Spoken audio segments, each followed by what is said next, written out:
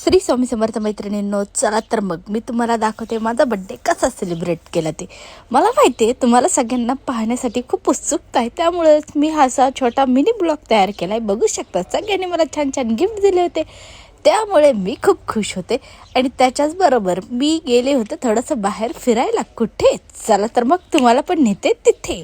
बघू शकता छान असं मस्तपैकी तिथे होतं घृणेश्वराचं मंदिर, जे की 12 ज्योतिर्लिंगांपैकी एक आहे.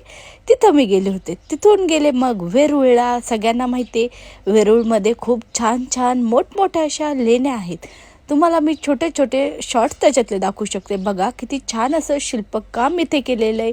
इथे असलेल्या भिंतींवरचं काम असू द्या किंवा झुंबरवरचं काम असू द्या, सगळं काही खूप अप्रतिम होतं मैत्रिणींनो. पाहताना सगळ्या गोष्टी नजरेत कैद करायच्या होत्या, त्यामुळे मी मोबाईलमध्ये थोड्याशाच कैद केलेल्या आहेत आणि थोडंसं तुम्हाला दाखवते आणि बाकीचं सगळं काही माझ्या नजरेत कैद करून ठेवते.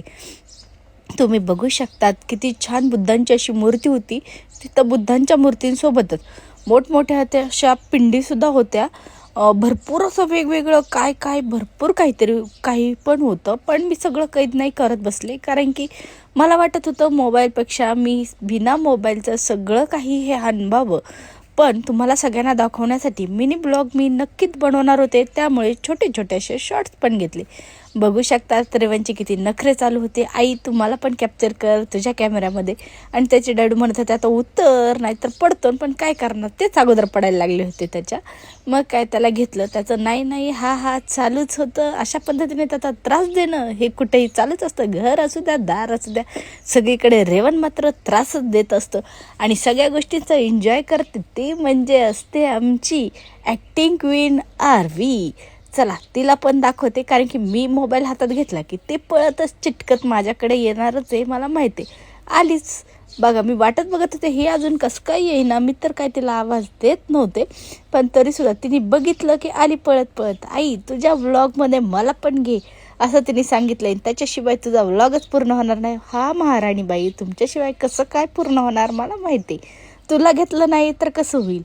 मग काय पुन्हा गेलो लेण्यांच्या बाहेर. वेगवेगळ्या भरपूर लेण्या होत्या, त्यामुळे इकडे तिकडे जाणं चालूच होतं. अशा पद्धतीने सर्कस आमची चालूच होती आणि रेवणचा मात्र त्रास देणं चालूच होतं. तो मला काही जास्त त्रास देत नाही, कारण की त्याला माहिती आई आपल्याला जास्त ओरडते, लाड करते जास्त, ते म्हणजे डॅडू. त्यामुळे तो डॅडूंना जास्त त्रास देत होता आणि स्वतः पण जास्त त्रास करून घेत होता. मी आणि आरवी मात्र बिंदासमध्ये फिरत होतात, मस्त एन्जॉय करत होतात.